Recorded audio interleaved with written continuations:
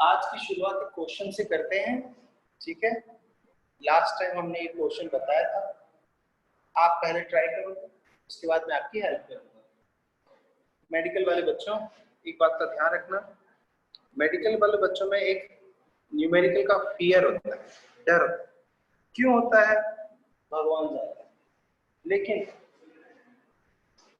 Medical numerical का fear जो है वो एग्जाम में नहीं होना चाहिए, इतना याद है। एग्जाम से पहले होना चाहिए चलेगा, लेकिन एग्जाम में नहीं होना चाहिए। कैसे? हमें इतनी प्रैक्टिस करनी है, इतनी प्रैक्टिस करनी है तो फिर खत्म हो जाए, समझे? तो हो जाए फिर भाई 1 2 3 4 5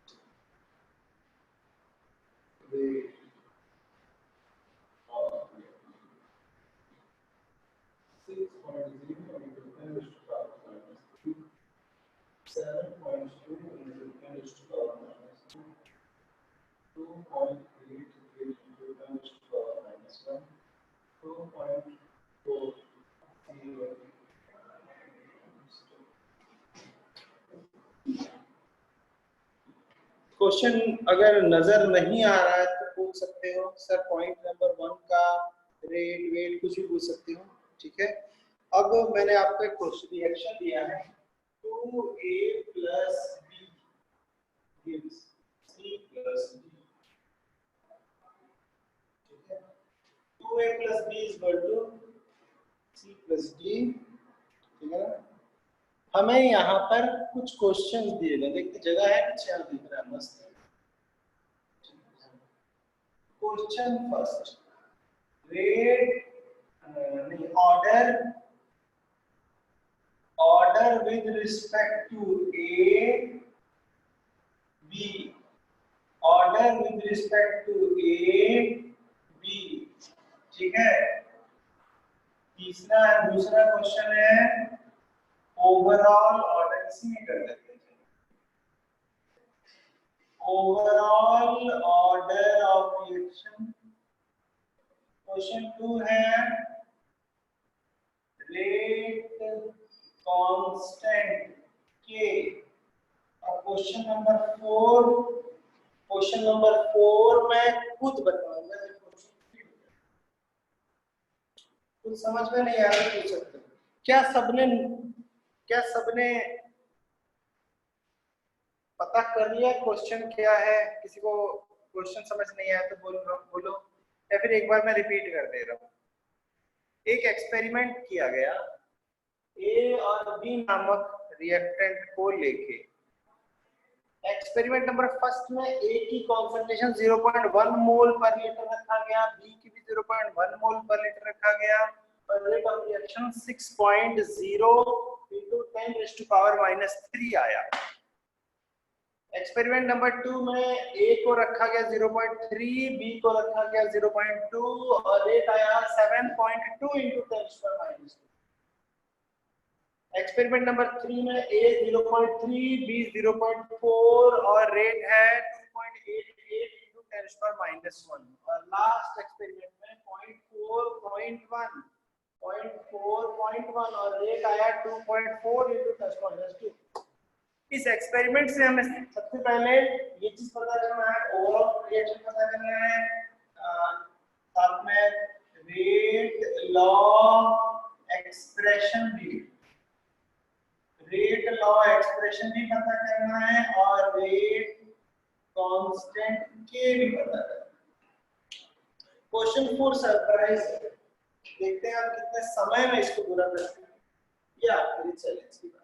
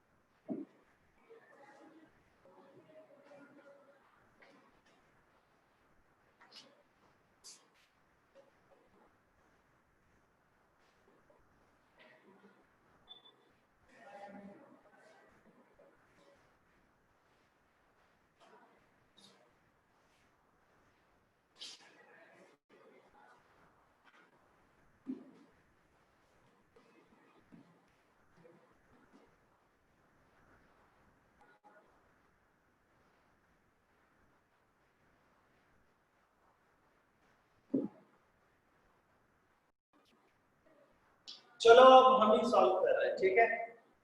सबसे पहले रेट लॉ एक्सप्रेशन खुद बनाओ। सबसे पहले रेट लॉ एक्सप्रेशन खुद बनाओ, जैसे मैं यहाँ पे कर दूंगा।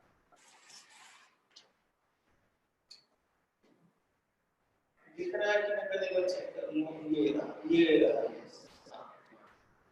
रेट लॉ एक्सप्रेशन जो होगा रेट इज इक्वल टू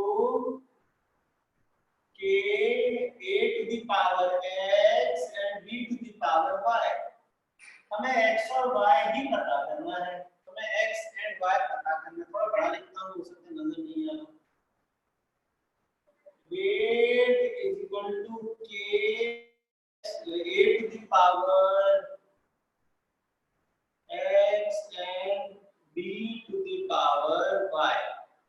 तो इक्वेशन पहले वो वाला चुनो जिसमें एक चीज कॉमन है, जैसे 0.3 0.3 दो में कॉमन है, तो क्यों ना मैं इक्वेशन थर्ड डिवाइड है 4 कर देता हूं।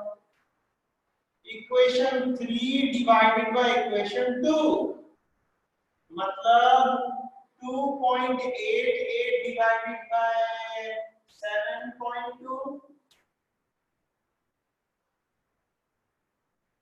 उधर k अपॉन k 0.3 अपॉन 0.3 और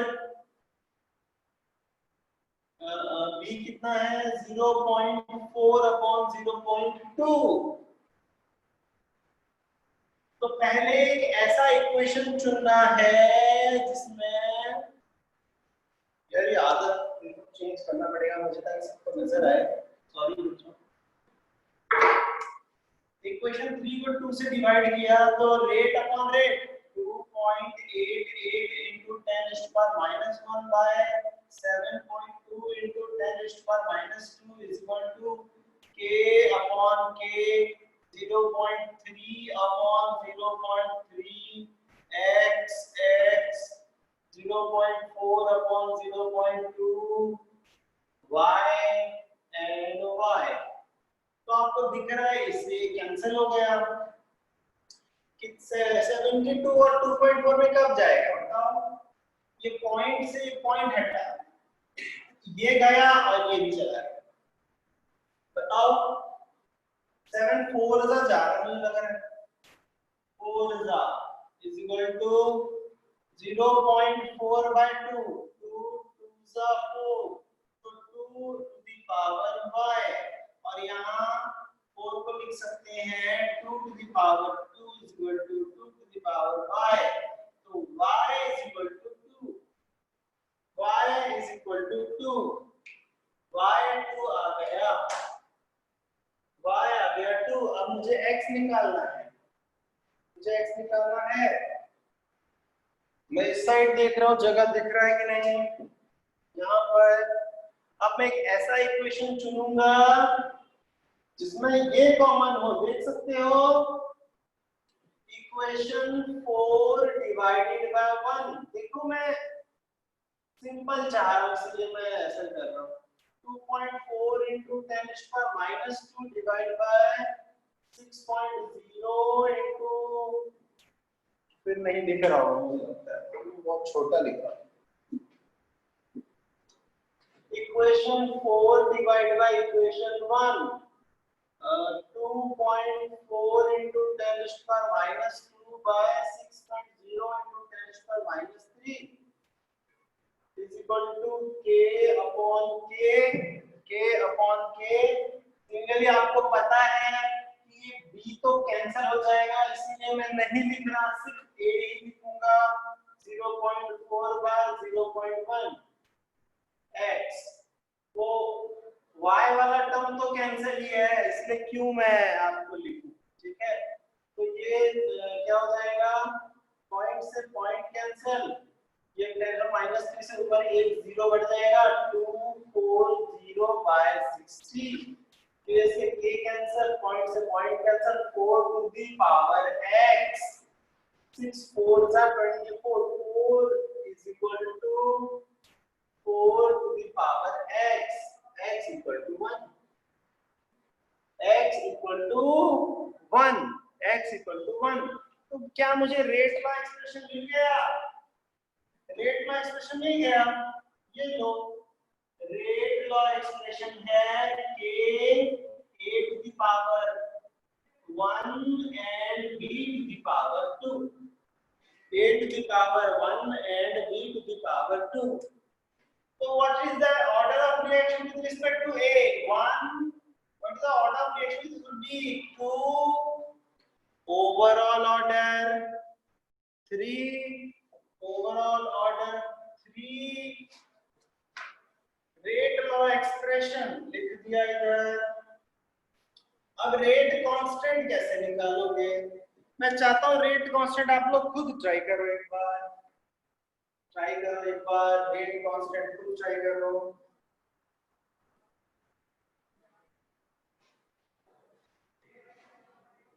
रेट कांस्टेंट पता करने के लिए कोई भी इक्वेशन पकड़ लो, जैसे मैं इक्वेशन 2 ही पकड़ लिया, इसमें rate is equal to 7.2 into 10⁻² is equal to k 0.3 to the power 1 और 0.2 to the power 2। ये सब पता चल चुका है, k निकल जाएगा तो k आ जाएगा 7.2 into 10⁻² divided by 0.3 into 0.2 into 0.2 हो गया। 1 2 3 मतलब 1 2 3 मतलब पॉइंट आएगा तो नीचे 0। 3 2 जा 6, 3 4 जा 12, 4 6 जा 24 मतलब कि 6। k का वैल्यू आया 6, k का वैल्यू आया 6। आज मैं आपको k की यूनिट निकालना भी सिखा देता हूँ, ठीक है। ये थर्ड ऑर्डर रिएक्शन है तो k की यूनिट क्या होगी आपको बाद में पता चलेगा, k का यूनिट निकालना भी आज सिखाता हूँ।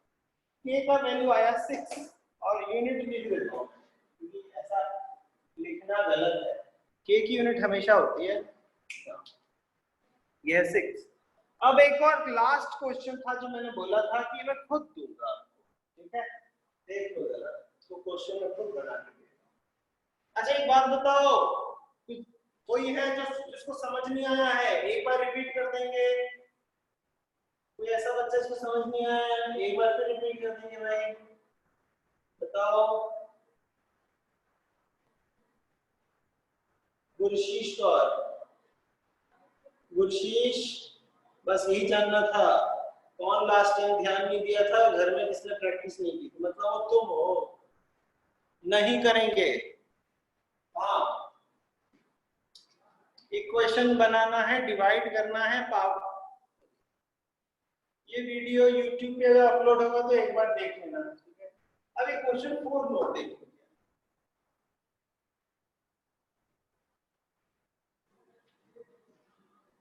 क्वेश्चन 4 है अगर A की कंसंट्रेशन 3 करें और B की कंसंट्रेशन 5 मोल कर दें, मोल पर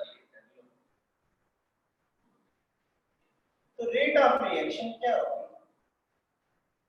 बहुत ही आसान, बहुत ही आसान। कौन निकाल रहा है इसको, देखते हैं जरा रेट ऑफ रिएक्शन कौन निकाल रहा है। चलो मैं रिकॉर्डिंग पॉज रखता हूँ, ठीक है। रेट लॉ एक्सप्रेशन में k का वैल्यू 6 था, पुट कर दिया, a दिया था 3 पावर 1, b दिया था 2 यानी 5 पावर 2 मल्टीप्लाई कर दिया रेट, ठीक है।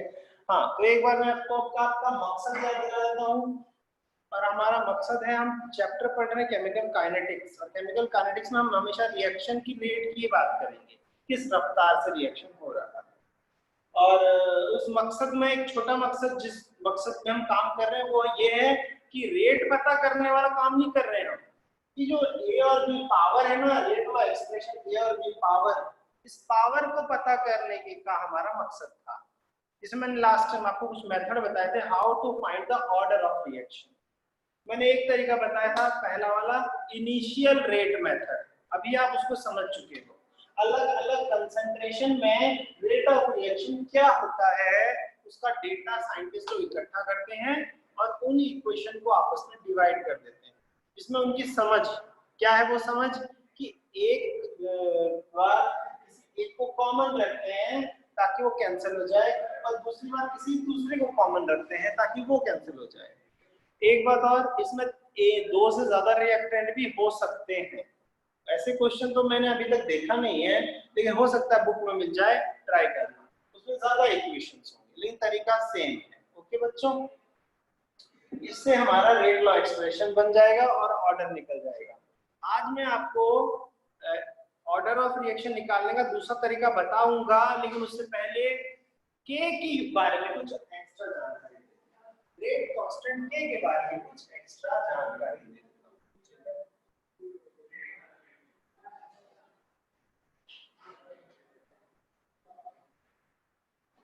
रेट कांस्टेंट के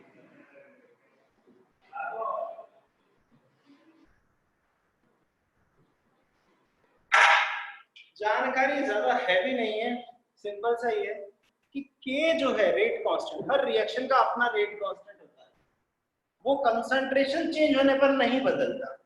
देखो रेट बदल जा रहा था, याद करो अभी रेट ऑफ रिएक्शन बदल जा रहा था, फिर आप किसी भी इक्वेशन में पुट कर देते हो वैल्यू। जैसे मैंने बोला था इक्वेशन 2 में पुट कर लो, के पता कर लो, अब इक्वेशन 1 में करते, 3 में करते, 4 में करते, के दो सब में सेम ही आता, क्योंकि एक रिएक्शन का के का वैल्यू हमेशा कांस्टेंट होता है, और के का वैल्यू केवल और केवल टेम्परेचर पर ही डिपेंडेंट होता है।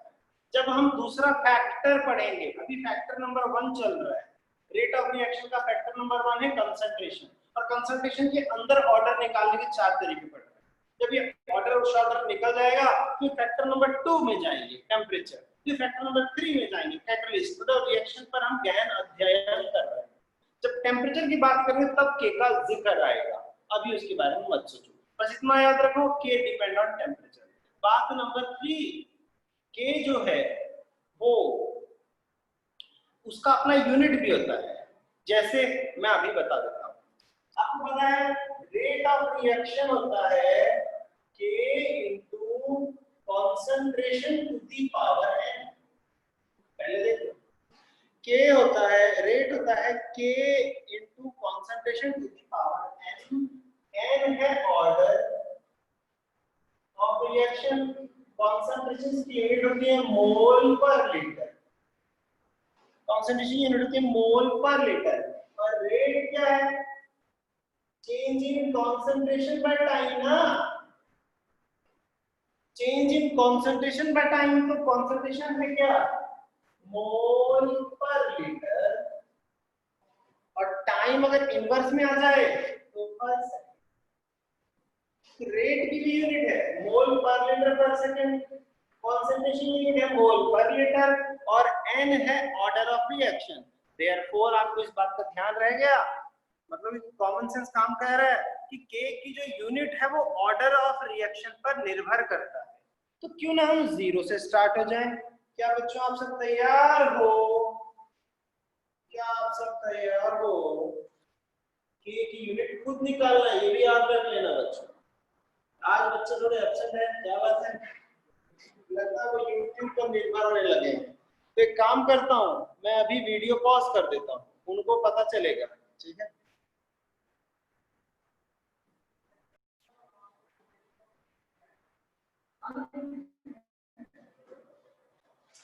तो आपने देखा कि ग्राफिकल मेथड क्या होता है। नवजोत कौर कुछ पूछना चाहती हैं, आप टाइप कर सकते हो नवजोत।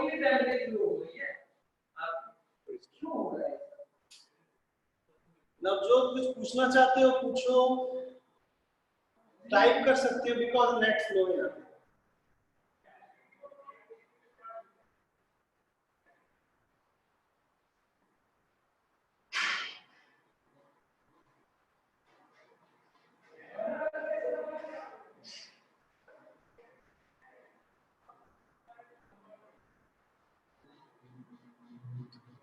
तो बच्चों आपको ग्राफिकल मेथड समझ आया, एक तरफ रेट ऑफ रिएक्शन और एक तरफ कंसंट्रेशन। एक टेबल बना लो, एक तरफ रेट ऑफ रिएक्शन और एक तरफ कंसंट्रेशन। आप बार बार कोशिश करते रहो कि कंसंट्रेशन को स्क्वायर करके टेबल बनाए, ग्राफ बनाए, पावर 2 करके, 3 करके, 4 करके, पॉइंट भी करके, जो मर्जी करो, आपको ग्राफ स्ट्रेट लाइन बनाना है, ये है आपका मकसद। ग्राफ टेढ़ा मेढ़ा नहीं बनना चाहिए। लेकिन अगर आपने कंसंट्रेशन को square, cube, to the power root जो मर्जी कर दो, तो आपका ग्राफ स्ट्रेट लाइन आ जाए, समझ लेना वो पावर ही ऑर्डर है। ठीक है,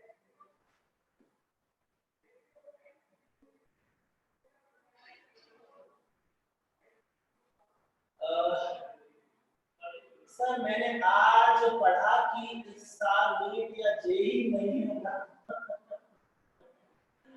अरे अरे अरे अरे देखो देखो देखो देखो, अफवाहें भी है। बिकॉज अभी मैंने न्यूज पढ़ा था कि 15 को सीबीएसई का रिजल्ट आएगा, लेकिन ऐसा कोई न्यूज नहीं है। सीबीएसई की साइट ने ये ऐलान किया है कि जब तक हम ऑफिशियल साइट से कोई ऑर्डर नहीं देते हैं तब तक आप मत मानो। ये हमें डराने के लिए भी हो सकता है, लेकिन हाँ, अगर ये न्यूज हो जाए, अगर ये न्यूज हो जाए कि इस साल जेईई और नीट नहीं होगा, तो बच्चों ये बहुत बड़ा अगले साल एक क्या विस्फोट की तरह एग्जाम होगा, जिसमें आपके साथ कॉम्पीट करने के लिए प्रेजेंट 12th जो अभी पास कर चुके हैं और ड्रॉपर जो कि उन्होंने पिछले साल, और एक बात और, कुछ बच्चे 2-2 साल भी ड्रॉप करते हैं, मतलब उसके पीछे साल वाले बच्चे भी वेट कर रहे हैं भाई एग्जाम का। इसीलिए आपके लिए कंपटीशन बहुत टफ है। सीबीएसई ने ऐलान तो कर दिया 30% सिलेबस कम हो जाएगा, लेकिन आप मान के मत चलो, आपको सारा पढ़ना है। इतना वेला टाइम है आपके पास और फिर भी नहीं पढ़ोगे। मैं तो कहता हूँ सीबीएसई को ऐलान कर देना चाहिए कि 30% सिलेबस बढ़ गया है, बिकॉज उन बच्चे घर में फ्री तो नहीं बोलूंगा यार, भड़क जाएंगे बच्चे, तो ये बोलूंगा प्रैक्टिस कर लो। अगर आपको मौका मिला है, सीबीएसई में 30% सिलेबस कम आ रहा है, तो आपको मौका मिला है नीट और जेईई में एक्स्ट्रा प्रैक्टिस करने, आप कर सकते हैं। मैं अभी आपको कुछ और बताता हूँ।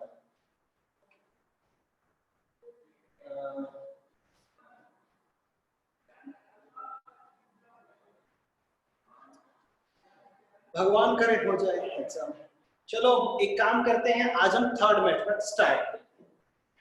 लोगों को यानी मेडिकल वाले बच्चों को, जितने भी मेडिकल वाले बच्चों हैं, उनको इंटीग्रेशन और डिफरेंशिएशन से इतना नफरत क्यों है पता नहीं। दो मेथड हमने बता दी, ऑर्डर ऑफ रिएक्शन निकाल। इस मेथड की लिमिटेशन पता है क्या है?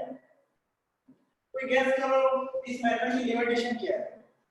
इस मेथड की लिमिटेशन है कि इसमें रिएक्टेंट सिंगल होना चाहिए। अगर रिएक्टेंट एक से ज्यादा हो जाए तो ये काम नहीं करेगा। अब देखो, मैंने ही बोला गैस करो, मैंने ही आंसर दे दिया, बिकॉज ये ऑनलाइन क्लास है, मैं ही स्टूडेंट हूँ, मैं ही टीचर हूँ, रिस्पॉन्स आने में भी टाइम लगता है और इतना टाइम किसी के पास नहीं है।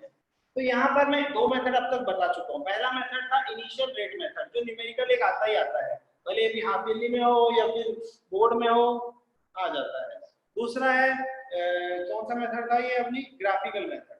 तीसरा मेथड है integrated equation method. Integrated equation method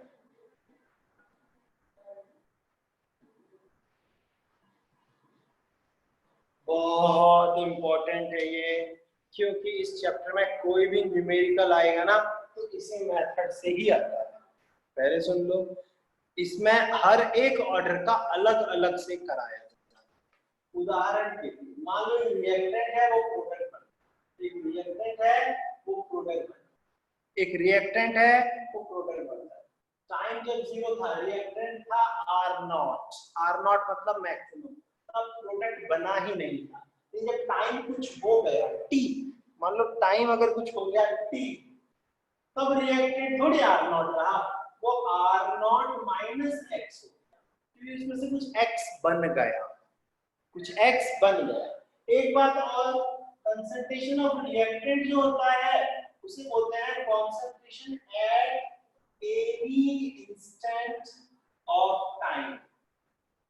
concentration of reactant का मतलब होता है concentration at any instant of time. एक बार बताऊंगा क्योंकि टाइम 5-10 मिनट रह गया है, उसी टाइम में ही समझ आ जाएगा, इसलिए घबराओ मत, बिल्कुल शांति बनाए रखो और माता रानी का जप करो। ध्यान दो, सबसे पहले इस मेथड में क्या किया जाता है, एक पर्टिकुलर इंटरवल ऑफ टाइम, एक पल में रेट ऑफ रिएक्शन क्या है निकालो, उसको इंटीग्रेट करो। ठीक है, एक छोटे से पल में रेट ऑफ रिएक्शन क्या निकालो, तो रेट ऑफ रिएक्शन है के आर टू द पावर 0, क्योंकि ये जीरो ऑर्डर रिएक्शन है। अगर ये जीरो ऑर्डर रिएक्शन तो आर का ऑर्डर 0 देना ही पड़ेगा। बोलो आया कि नहीं, हाँ या ना? ठीक है, हो गया। और रेट ऑफ रिएक्शन होता है minus d r by d t. Rate of reaction होता है minus d r by d t. अब बताओ माइनस क्यों यूज कर रहे हो सर? माइनस में इसलिए यूज कर रहा हूं क्योंकि ये रिएक्टेंट है और रिएक्टेंट को तो माइनस में लिया जाता है कि नहीं? और ये हो जाएगा ओनली के। ठीक है, ये हो जाएगा ओनली के। बहन कह रही थोड़ा बड़ा कर लिखो, ठीक है? ओके, ठीक, शुरू कीजिए। लो, तो एक काल्पनिक रिएक्शन है, रिएक्टेंट से बन रहा है प्रोडक्ट। ठीक है, तो जब टाइम था 0 तो आर था R0 मतलब मैक्सिमम, और जब टाइम कुछ बीत गया तो R0 माइनस एक्स, कुछ जो है हमारा प्रोडक्ट रिएक्टेंट खत्म हो गया और वो कुछ प्रोडक्ट बन गया। और हाँ, ये अगर ये जीरो ऑर्डर रिएक्शन है तो rate is equal to k r to the power 0, r to the power 0 because ये जीरो ऑर्डर रिएक्शन है। और r क्या है? concentration of reactant at any time। तो रेट ऑफ रिएक्शन क्या होता है? Minus d r by d t is equal to k, because r to the power 0 तो 1 हो जाएगा। ठीक है कि नहीं? अब माइनस डी आर हो जाएगा, माइनस के डी टी। मैंने क्या किया, माइनस को उस तरफ ले गया, डी आर हो जाएगा माइनस के डी टी।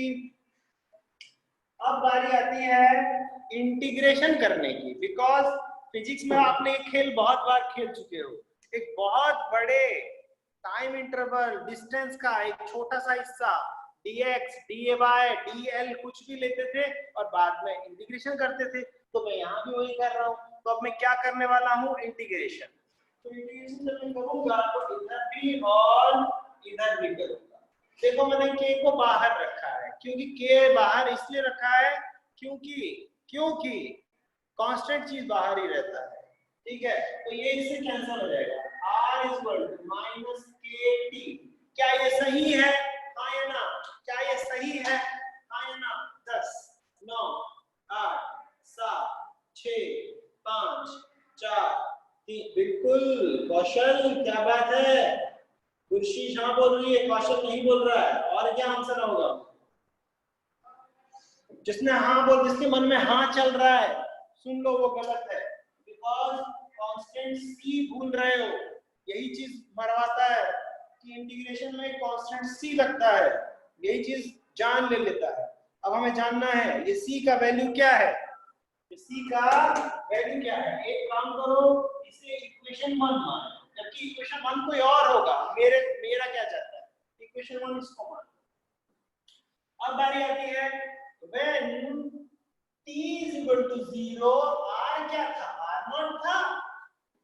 हम c जानने के लिए खेल रहे हैं। जब टाइम 0 था, when t 0 था तो r कितना था? r0। तो इस इक्वेशन में ये वैल्यू पुट कर दो, तो r0 is equal to minus k0 plus c। r0 is equal to minus k0 plus c। तो देखो जब मैंने टाइम को 0 को कर दिया तो c का वैल्यू मिल गया मुझे, तो c is equal to r0 है। c का वैल्यू मिल गया, c का वैल्यू मिला कि नहीं? c का वैल्यू r0 है। अब c का वैल्यू अगर r0 है तो c मत लिखो, उसके बदले r0 लिख दो। c मत लिखो, उसके बदले क्या लिख दो? r0। तो ये वाला इक्वेशन क्या बन जाएगा? r is equal to minus, दिख R is equal to minus KT plus R0। ये है असली equation. K is equal to R is equal to minus KT plus R0। ठीक है, अब देखो इंटीग्रेटेड इक्वेशन में तीन ग्राफ हमेशा पूछे जाएंगे।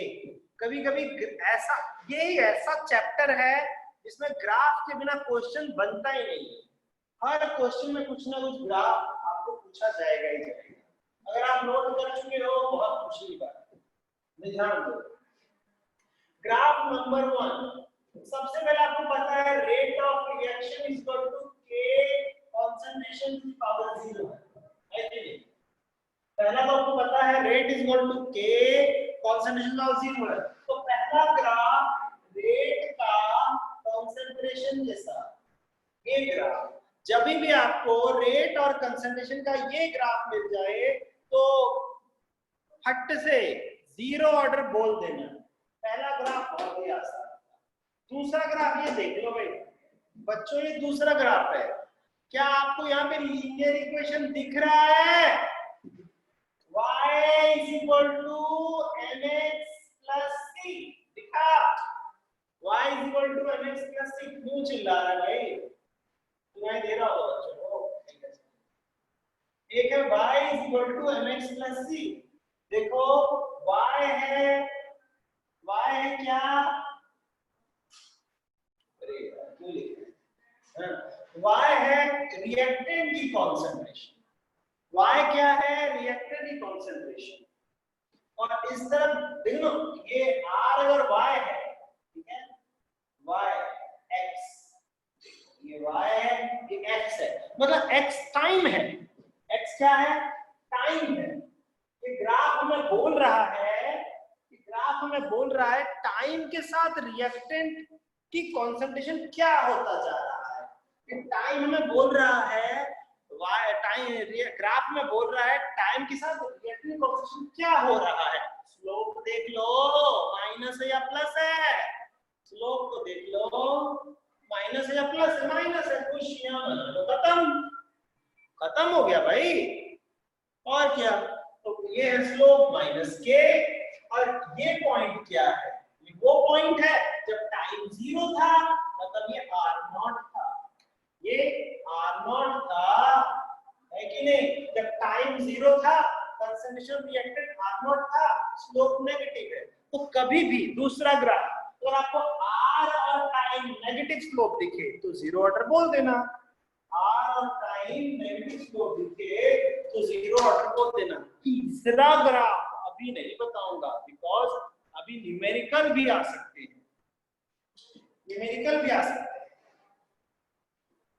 इसको थोड़ा सा मॉडिफाई कर दो, यानी कि लाइक टर्म्स को एक तरफ, अनलाइक को एक तरफ, KT को यहाँ लेके आओ, R को वहां ले जाओ, तो क्या हो जाएगा?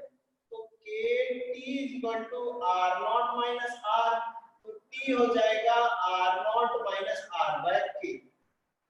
ये है भाई इंटीग्रेटेड इक्वेशन। एक्चुअली ये है इंटीग्रेटेड इक्वेशन, याद रखना टाइम का।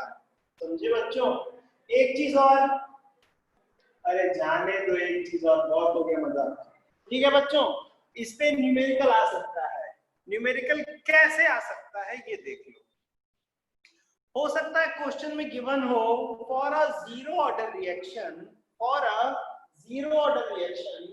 the rate constant is 0.3 mole per litre पर सेकेंड। या फिर हो सकता है मैंने जो बोला फॉर ए गिवन